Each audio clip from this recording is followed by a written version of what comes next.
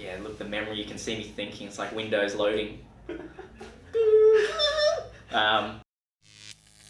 Yeah, so who are you? Who am I? Yeah, mate, who are you? that is a question that is going to be unanswered for fucking years, mate, I reckon. Who am I? I'm Lewis, known as Loui. Yeah, mate, I think I'm just everyone calls me a character. I think that's who I am. I must be. I'd say that's accurate. Yeah. Yeah. Look, it's a 99 into 1. I can't be that one saying, no, that's not true. If that hasn't come through here yet, I'm not sure what's happening. I must have messed up the edit if it didn't show you the character, mate. With a few quotes. Yeah, something. No, like I'm just normal Aussie guy, grown up on the Gold Coast, been here all my life, 22 years, getting old now, ticking on. That's who I am. Yeah. Yeah, a lot of twists and turns, I guess you could say, to really hone in on who I am. But so to say, I'm pretty much an open book, to be honest. Yeah. No, that's a good way to be. Yeah. That's right. And what do you do here at Bolt? I'm a sales leader. Sales leader? That's right. Happy about that. After first 2 weeks, landed that promotion, which was fucking awesome. Yeah, that was a good effort. I do remember that now. It feels like such a long time ago, pre-corona. That's right, mate. When you get to 22, that's when it starts to fade. Yeah. I mean, I'm at 20 and it's already all faded. No, not even starting to fade. So. I wish I was as young as you. Pretty much like 2 weeks pre-coronavirus. So what's that make it? Oh, how long have we been in this fucking predicament? That's it. Just that 2 weeks. There's your number. Yeah, something like that. I think it's about a few months. Yeah, probably 3 months. Yeah. 3.5. I think at this point. Yeah, that's it. Speaking of which, kind of on topic question, describe your first 3 months in 3 words for me. Oh, yes. Shit scared. Now that's a hyphen. So that's 2 up my sleeve. One down. Shit scared. Yep. Eye-opening. Another hyphen. And enjoyable. Lovely. Yeah. I like it. It's really sums up the experience of starting off in sales, doesn't it? Really does. It really does. Like, I knew nothing. I was probably with most of the population where it's you do sales, one of those guys. But like when you get to the the crunch of it, it's I feel like I would want if I have a team someday, I would want everyone, no matter what I do, to have done sales in some point in their life. I think I think Warren Buffett says that as well. Yeah. But yeah, I think like I've always been kind of told just good for a chat, I guess, very chattable, and within the first 5 minutes of meeting someone new, whether it be at a party or somewhere, I'd get the whole, you should do sales. I'd sit there with my beer and bourbon and be like, oh yeah, mate. So I saw the ad on Seek, so I was doing a lot of pre-event work around Australia and stuff, and then the virus kind of put a stop to that, so jumped onto Seek and had a bit of a gaze and see what I could kind of dive into and kind of during the coronavirus period and stuff like that. And I came across Bolt Promotions. They're looking for a sales consultant. So this was at about probably 7:30 on a Sunday night, and it was about to close. Oh really? And like that was about to close up? Yeah, it was about to close. Tomo was going to pack up shop and say, see you later. We've got all the recruits we need. And so I thought, I'll Google Bolt. Found Bolt on Insta, and then Tom's little link there, managing director. So I thought, I'll go check out his profile. And he's got his email there, along with a lot of other things. And so I sent him a direct email, and within about probably an hour, so it was about 8:39, nearly bedtime, he sent me an email saying, you're right to come in at 9 a.m. the next morning. And I'm like, sounds good. Yeah. Sounds good. Did well there, mate. Yeah. You just snuck in after the last buzzer. I think so, yeah. Yeah, it's interesting. Last buzzer Barry. I actually didn't know that. There you go. Yeah, grabbed it by the horns and fucking... who would you say is your idol? Obviously, it doesn't have to be in the business or anything. Like all-time idol. I'd probably have to say probably my dad. I would say kind of outside the career, but then almost he would probably top some of the career guys I look at as well, like Gary Vee and your Joe Rogans and stuff. Sure. He was just pretty much Loui 2.0. Well, he was the OG. He was Loui OG, Mr. Bill. He was. Bill must be quite a character. Mate, he was. Well. He was. Mate, He was one of 11. Wow. Yeah. So I've got a Christmas as a fun. Yeah. Interesting. Yeah. Yeah. So yeah, his mum always kind of favoured him just because he was kind of loud and robust and stuff. And yeah, mum always said, he was the best guy that she ever met. And yeah, mum got her. She was adventurous. We always used to do things, and he's up there for me. Yeah, he's on the main pedestal there. So yeah, gotta be. Yeah, but then career-wise, probably looking at your Gary Vee, who I like his kind of methods to the madness as he does, and all the type of systems that he has in place, and his kind of personal twist on it all, and he just says what he feels, but what he feels is fucking 100% right anyway. Yeah, super straight up guy. Yeah. I love his outlook on everything, to be honest. Yeah, I think it's the only way to be, really. It's like straight up, can't beat around the bush too much. No, definitely not. Spend all your life doing it. That's right, that bush will be cut. And that was probably like second year of uni, so I was really trying to take as much advantage as uni as possible. Sure. Which I'm pretty happy I did. A few people say, oh, uni's shit or whatever, and I'm like, yeah, fair enough, but did you what were you doing during that time? Yeah, that's exactly. right. If you got level 1,000 on Fortnite, well, that's why it's shit, mate. Because exactly. try and win $3 million at a comp rather than trying to further your career, I guess. Yeah, and it's like the old story with just about anything, you get out what you put in. 100%. So I've always, I think my dad was a Sparky. All of his life had a little business. Yeah, cool. It wasn't called Kemp's Hemp, alright, even though that's a cool name, it wasn't. It was just Bill Electrical, I think. And so he was a super gritty, hard working guy. Work hard, play hard type guy. So I kind of got that bit of a work ethic as well. I don't kind of give up easily.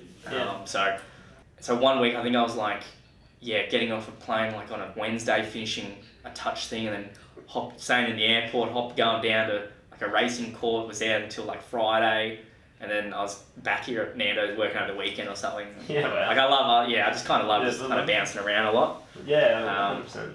But you got to be careful you're not a dabbler. You quit something and then you start something.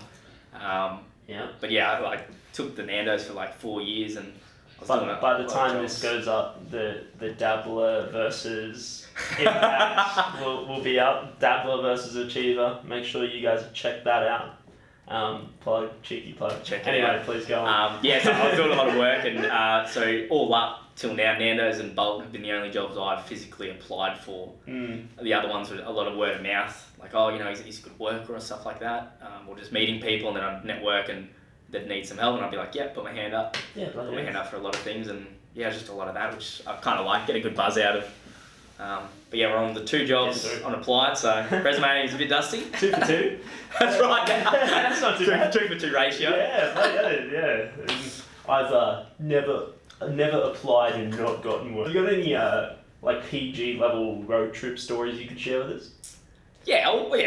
I'm not an R-rated guy. Yeah, come on. PG. I'm trying to think. It'd probably be my only road trip. What was it? Look, the memory, you can see me thinking. It's like Windows loading. It was we went down. We had a great place. Both places were great, but the last place we were in had a pool table. It was a renovated old barn house. The barn house. An old barn, and they've done it up. Pool table, had really great rooms. Everything was nice. Kitchen looked good. Kitchen sells at home. So everything was really nice, and I was just playing pool. I love playing pool, and just having a beer, and that's just a feel good for me. That I enjoyed. But something funny, I think the second day into the road trip, it was I think it was peeing down rain, and I was pretty keen to get my sales leader criteria up. But this is 2 days, I was like, yeah, right, okay, I don't know if some people take months, I'll just push as much as I can and see where I get. And I think it was the second day, I was just started peeing down rain, and I just remember I was knocking doors, and it got to about knock off time, and Chris comes up, and I turn around, and he's just like dripping in rain. Like, I don't know if you couldn't distinguish sweat between the rain. I think it formed a fifth element, you know? And I just turned around, he's just sweating and raining.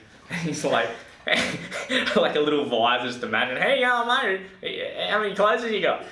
I was like, oh, I've got this so many. And then he's like, oh, yeah, well, we'll finish up. I'm like, oh, yeah, sounds good, mate. And he just sat in his car, just looking, he was just like, still super keen, like, it's raining. As is Chris, you know? That's right, mate. Always keen. Always keen for something. CK. Yeah. But, yeah, it was just funny. It just kind of showed me, like, yeah, this dude's like, you know, he's hustling out here, which is good. Bloody hell. Yeah.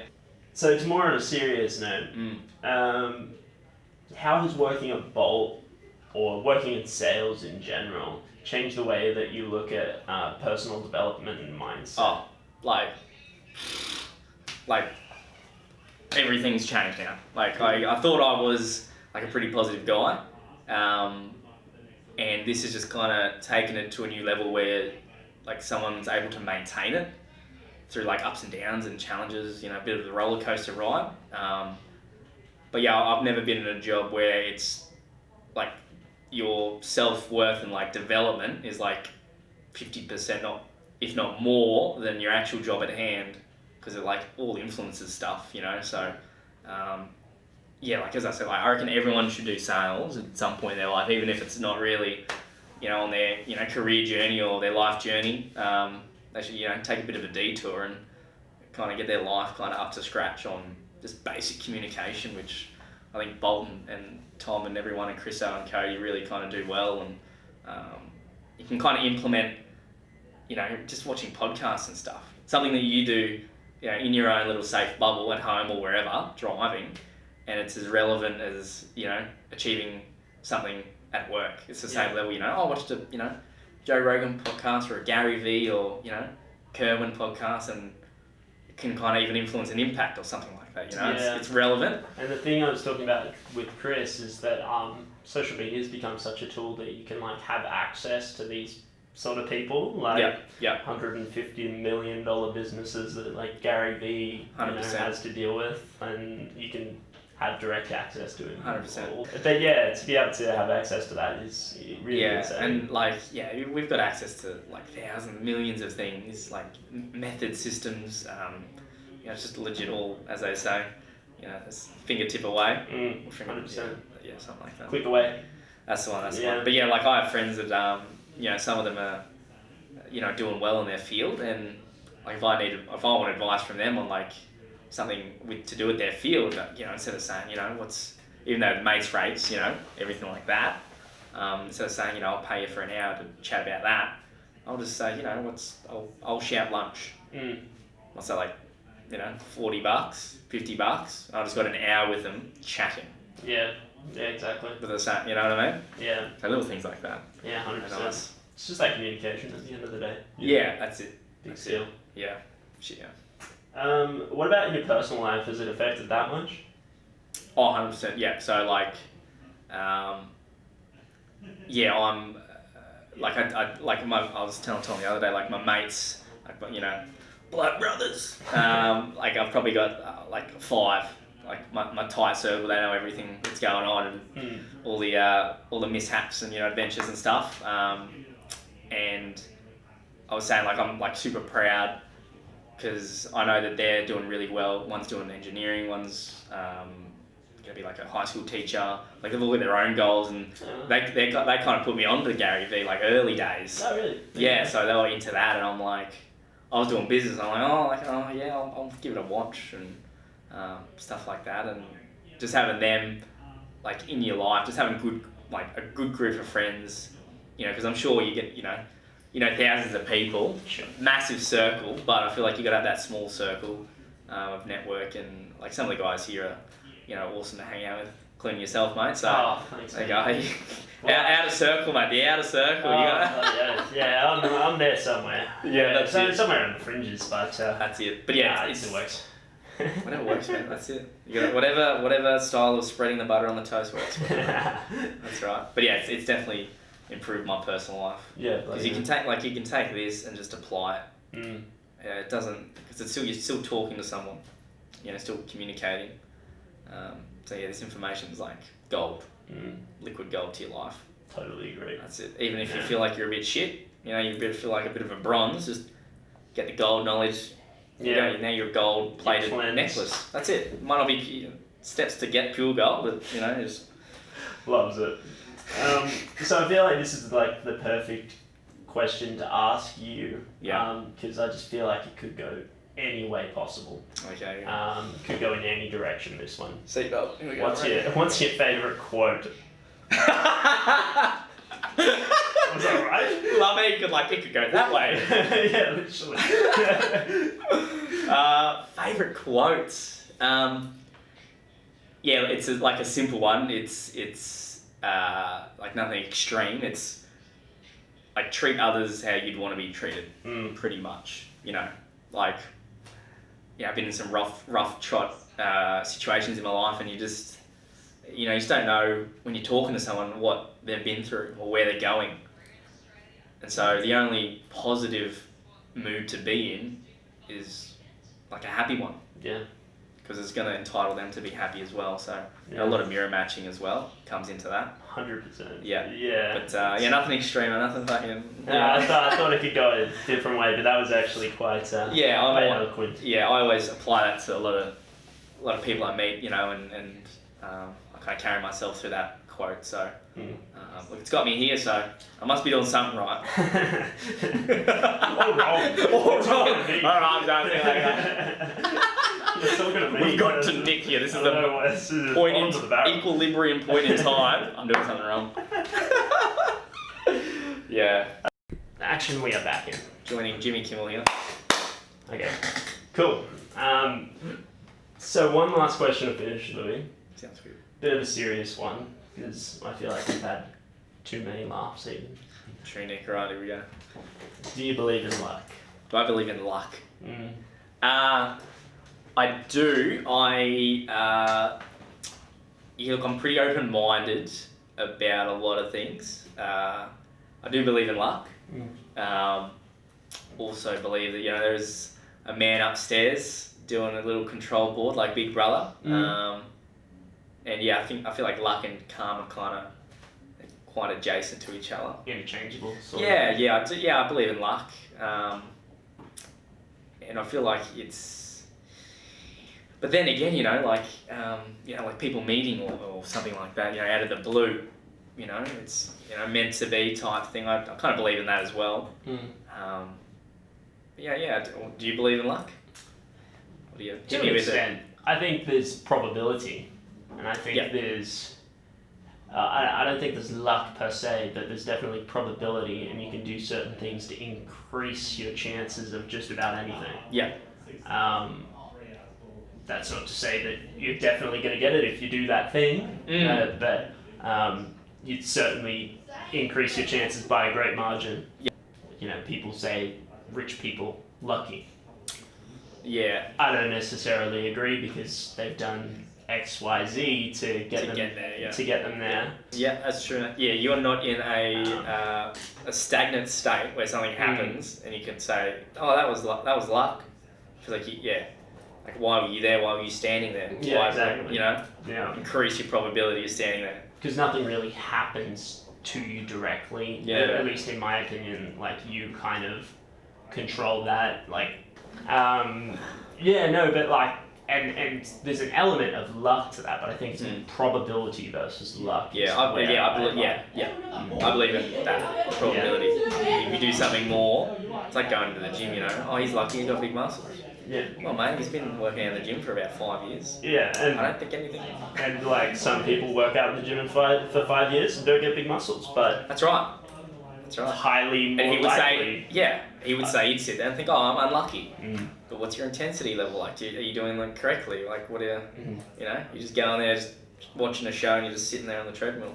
Yeah. And at the end of the day, it's like proven courses of action for just about anything. Yeah, that's right. And I think, overall, like you are on a path, but like there are so many different little streets you can go down. But I feel like if like in your mind you kind of know a path you want to go down, And if luck helps you get there, that's cool. If it doesn't, then like just you can still kind of look forward and move on with that. Yeah. Yeah. I like it, man. So, thanks for the talk, brother. There we go. Yeah, perfect. We got a bit of social distancing in this. That's right. You got to post.